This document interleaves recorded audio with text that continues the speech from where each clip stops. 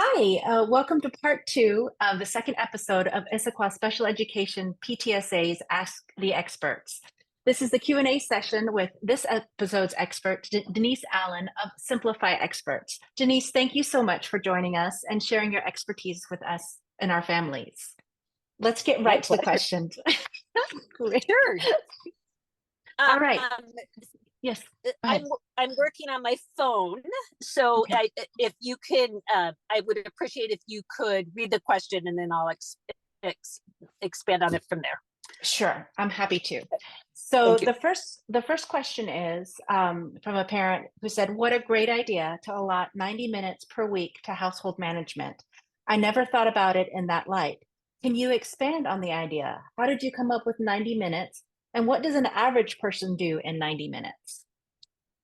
Yes, so this is great. So there's just physical mail that is coming at you, and then there's kind of the kids' homework folders and different things that you need to process through. And then there's also dentist appointments that need to be made and different follow-ups and things. So just dealing with physical mail, the average household takes between 60 and 90 minutes a week. And sometimes I think by allotting some extra time, if you're tired or things, then you can reach completion, which is fantastic. Or you can also do that little bit more of kind of what does our April break look like? I don't have a plan. I've got a little bit of extra time. Let me look into maybe a condo at Whistler, or it allows you to do some of your longer term planning too if you have an extra time chunk, but knowing that you can get to it. For me, my bill paying and things is Tuesday evening. So Okay. knowing that my 90-minute slot is Tuesday evening, and then I do have to scoot maybe a couple doctor's appointment scheduling to maybe a Thursday if they don't have an online option. So I also know kind of my Thursday lunch hour is a little bit of follow-up on that. That just allows you, there's a great feeling of being kind of caught up and not so that your brain can be relaxed. Because, when you're in the shower, or perhaps you're a person when you're driving that you're always like, oh, I got to schedule this. Oh, the dog needs a shot at the vet. Oh, it just, so if you can do a brain dump and get those things out of your head and then start checking them off on a list, your brain begins to relax a little more, and you don't feel like you're the parent, or you hate the statement of running around like a chicken with your head cut off, but How it there's feels. some truth to it. Yes. Yeah. Yes. And so that's interesting. So that you set a date, you have a specific day of the week and a specific time to do yes. this?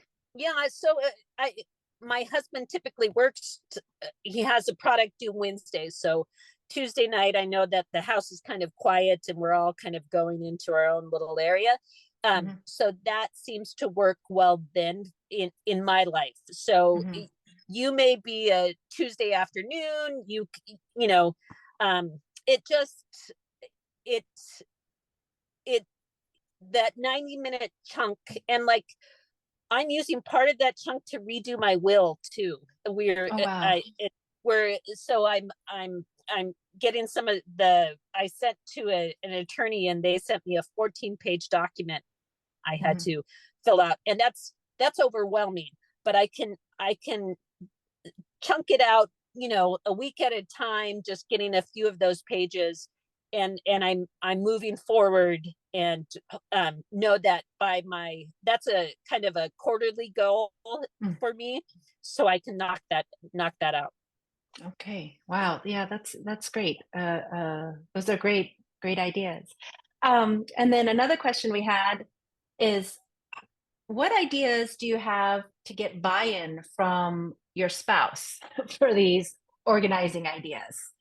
And Well, just as a mom, I don't want to fall into kind of a nag category. nobody does. Nobody does. That's not the person I want to be. And, here we are in the new year. You want to start with your best foot forward.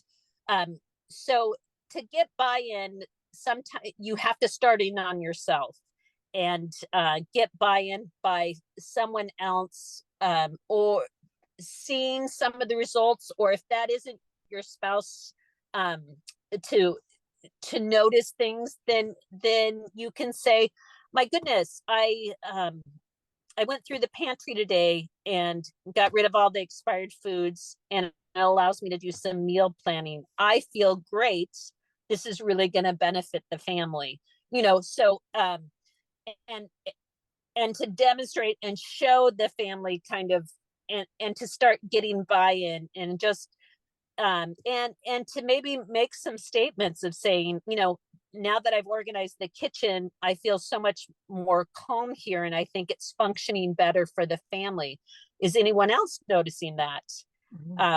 My next plan is to take on the guest room, so that I feel more calm when grandma comes to visit and spend the night, so it, just by kind of creating awareness for the rest of the family, but doing the work on yourself, and then starting to get buy-in because people are seeing results.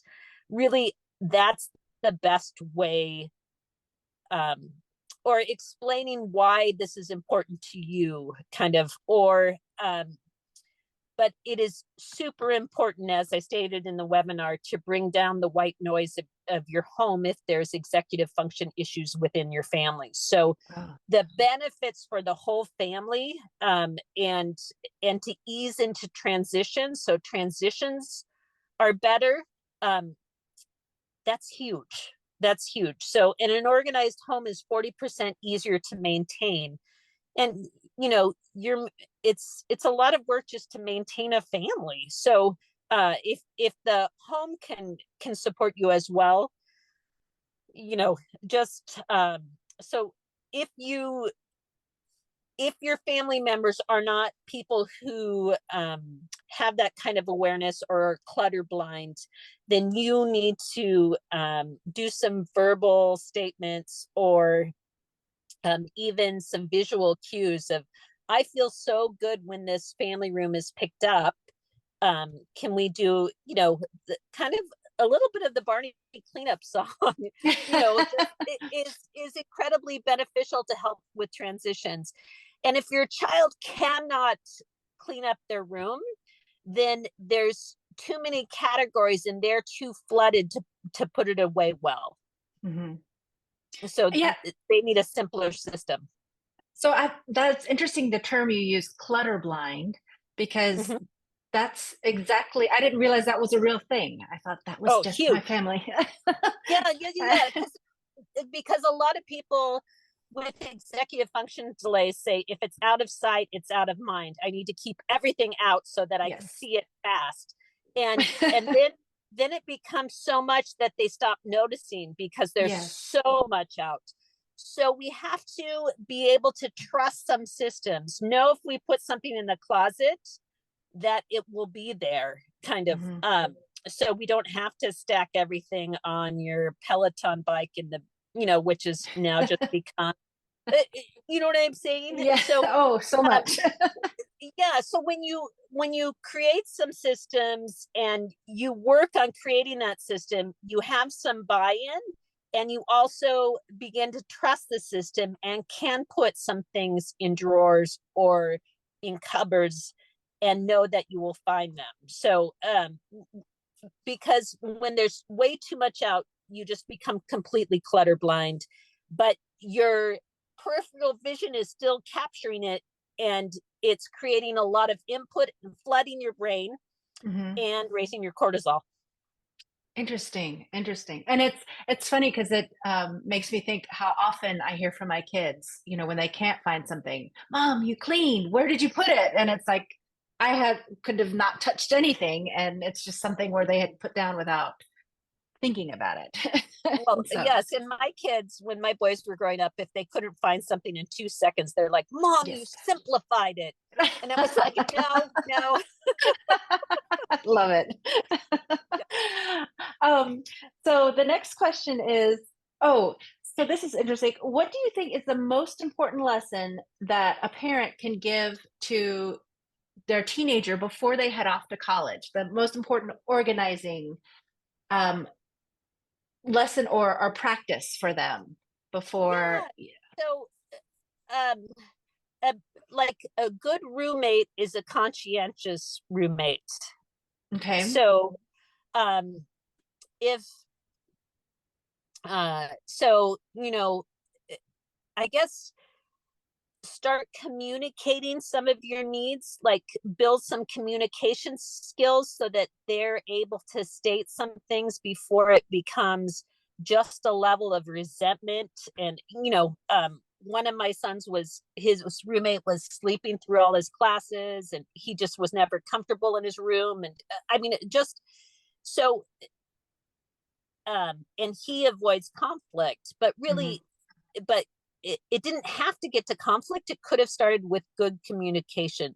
So if you can help your child build some skills on stating what they need, and with just basic dinner conversations, what is it that you need this weekend that would make you feel good or make you feel safe or successful? Start some of those conversations so that they can have those discussions with roommates. Mhm. um, and then just and learn some basic skills, like laundry has to be done every 4 or 5 days, so and just how to be mindful of your side of the space so that you're a desirable roommate.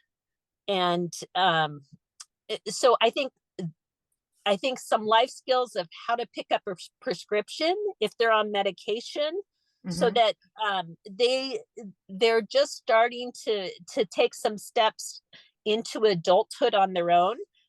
Some steps on what finances, kind of. So one of my children, I could Venmo Venmo or Zelle him money for the whole month that he'd be fine. Another, it was better support to do it weekly, Mhm. just and then I always gave, and I still do.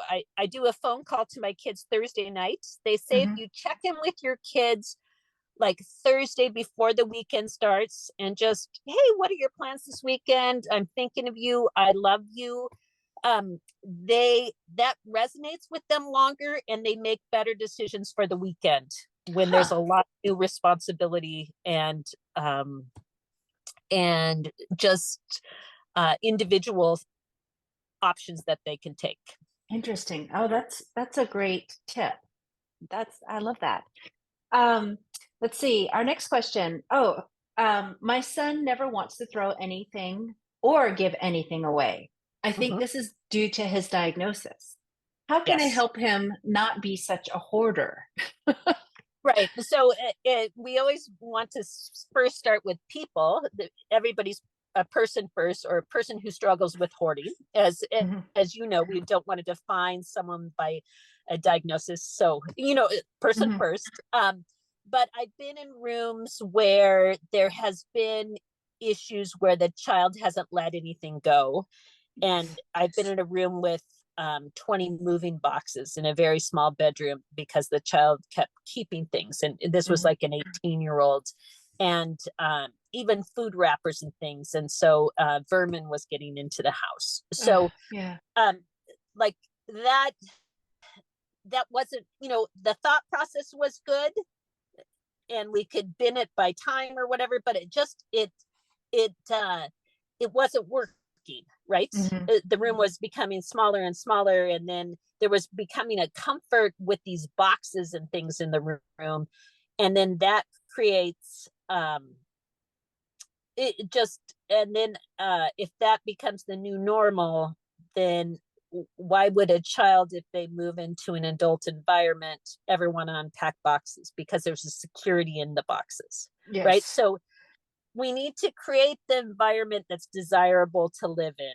Mhm. So if you have more of the data driven student or someone who is much more cognitive that way, you can do something like measure the inches of display space in the room, whether that's bookshelves.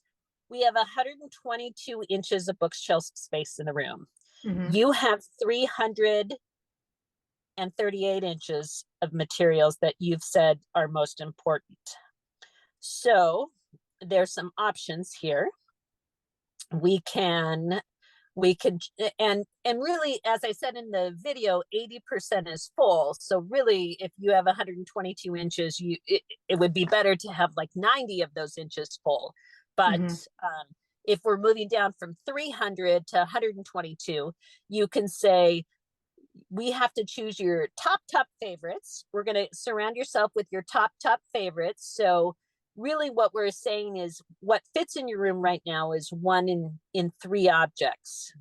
So let's look at every three and see what of those, there will be some that are easier to let go. And then maybe the ones that are more difficult to let go, we're going to put in a maybe box and put in a transition place in the home. And that can be the attic, that can be a basement room.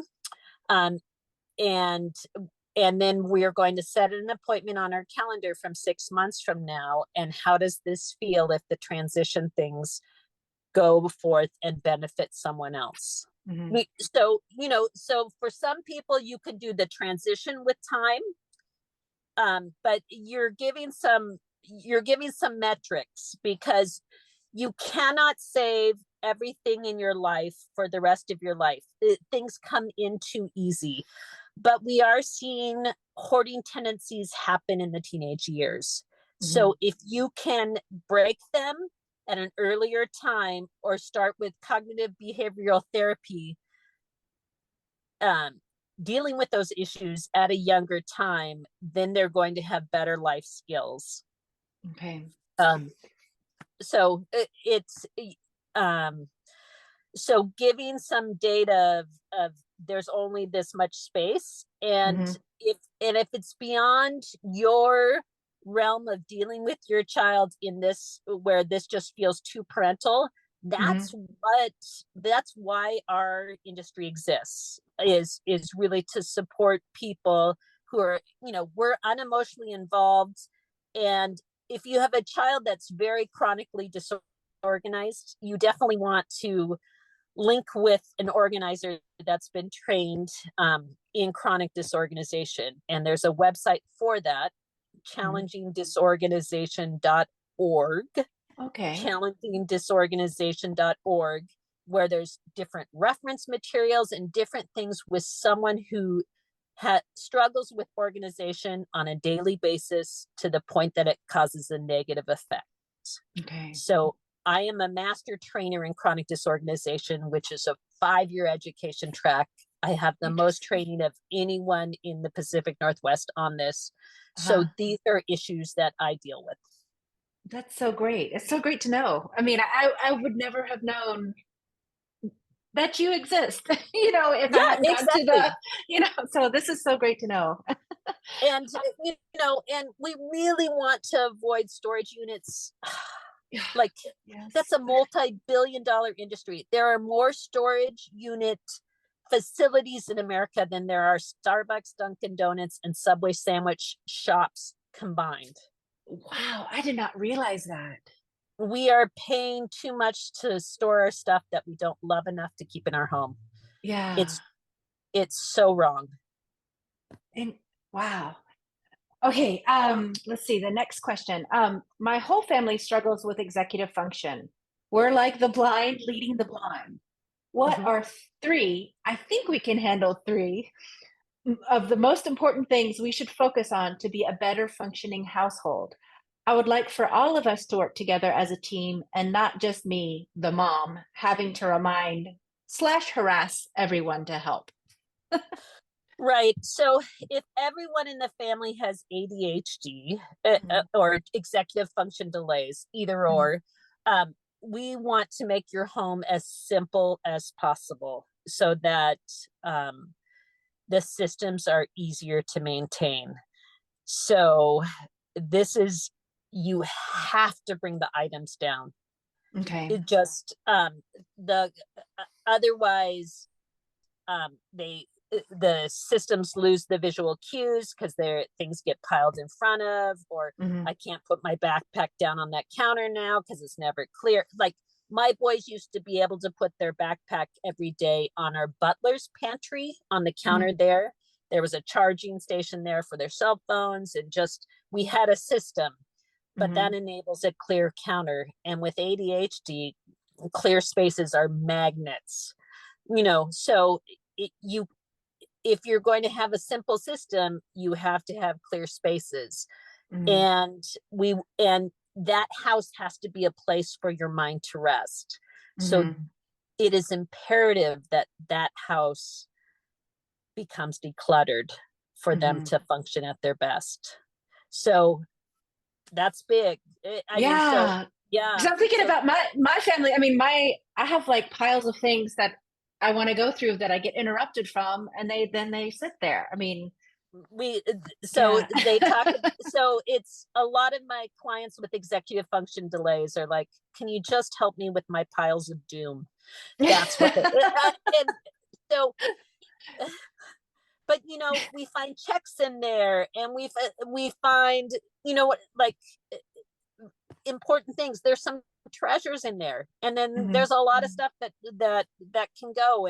But so the quieter that they can make that house, and more analog clocks and more checklists, so that people can get some self-efficacy in that house, the better they will do. So, and why do you say analog clocks as opposed to digital clocks? Because you see time moving, right? Okay. So I had a student that was going to community college, and he was living in a mother-in-law apartment, and he was playing video games all night and not getting to class. Yeah.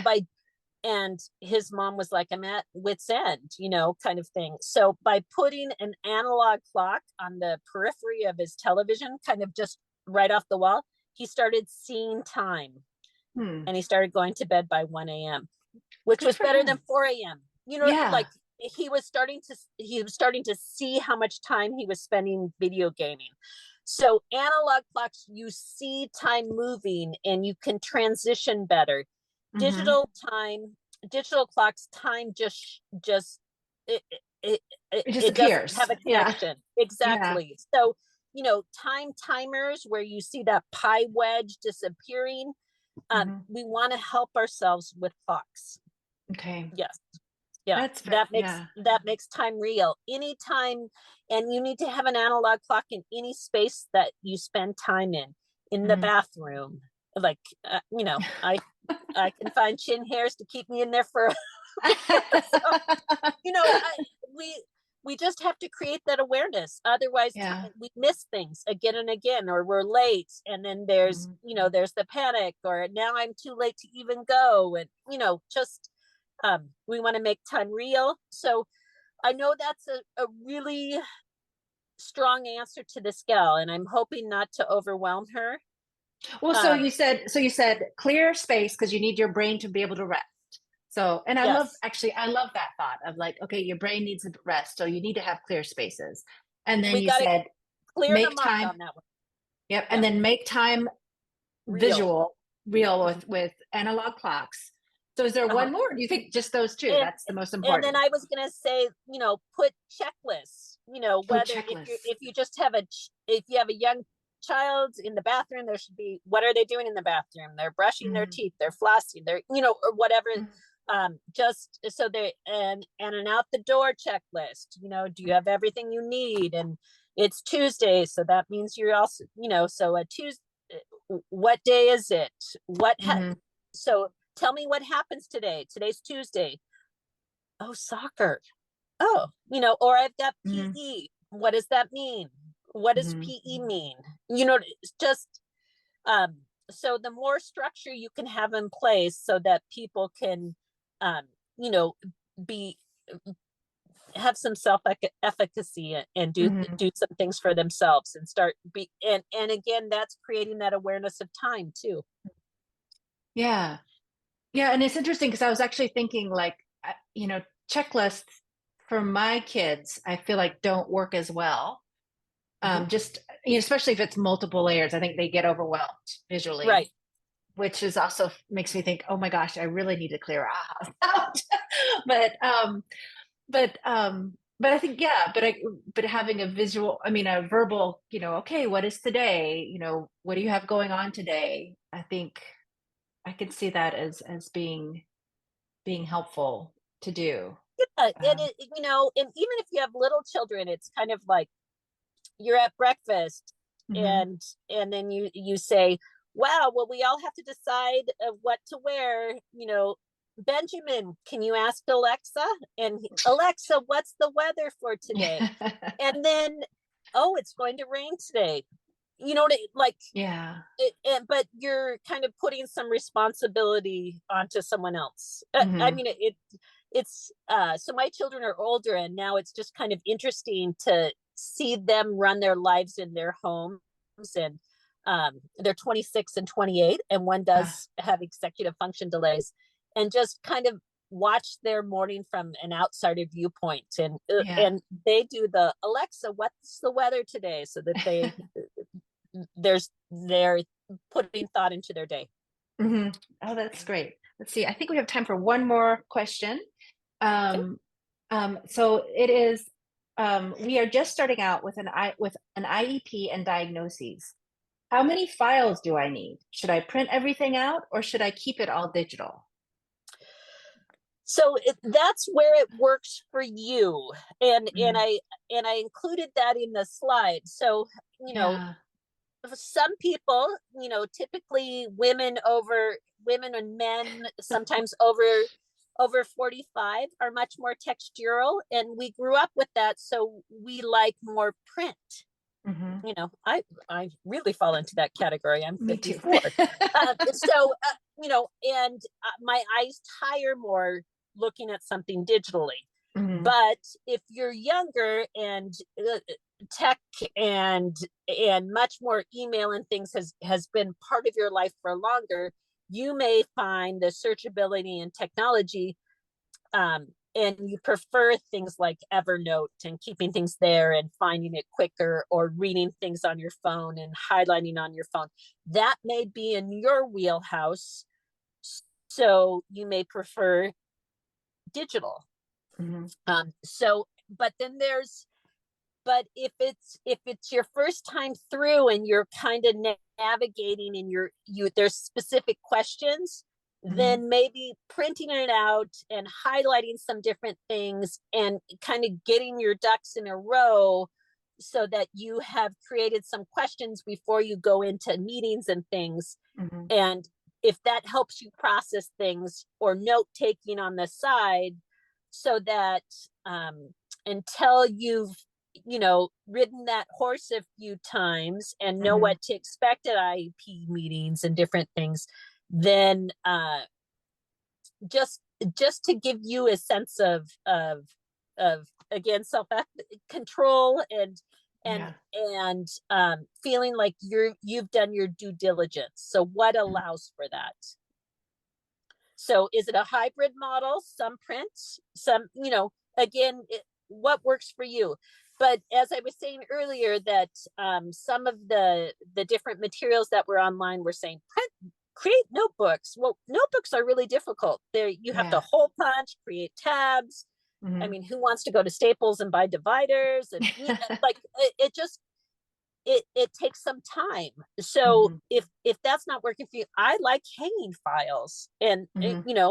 and but maybe your file cabinet's too full, or maybe you don't have the side rails or something, or that feels too old school. Maybe Evernote is a better way to keep the documents for you. So again, it's such personal preference, and it's Hmm. okay to be hybrid and go half and half.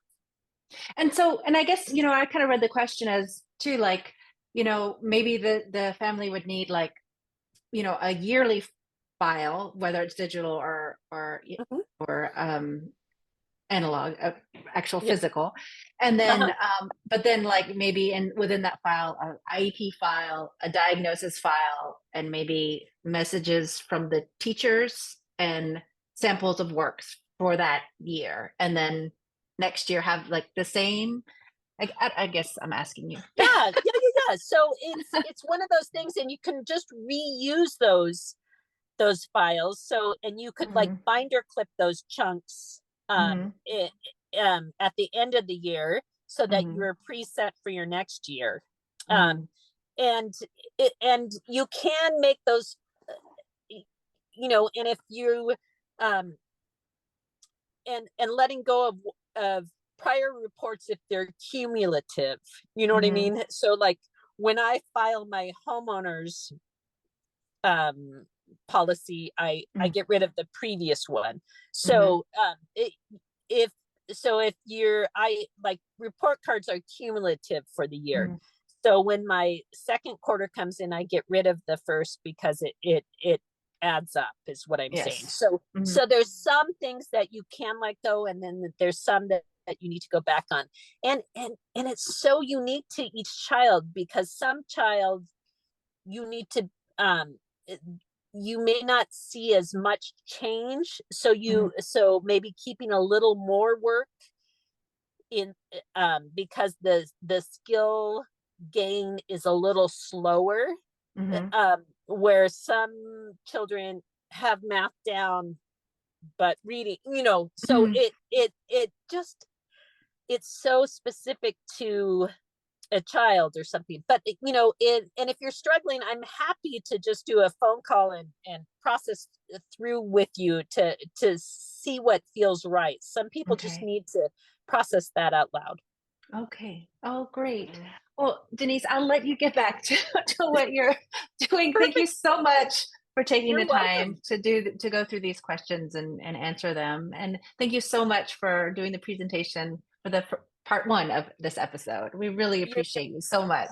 you're very welcome. It was my pleasure, and wishing you just a fantastic 2023. And thank you for Thanks. letting me be part of the Ask the Experts panel. So perfect. Thank Thank you. you. And you have a wonderful 2023 too. Thank you so Thank much. you. Cheers. Bye bye. Bye bye.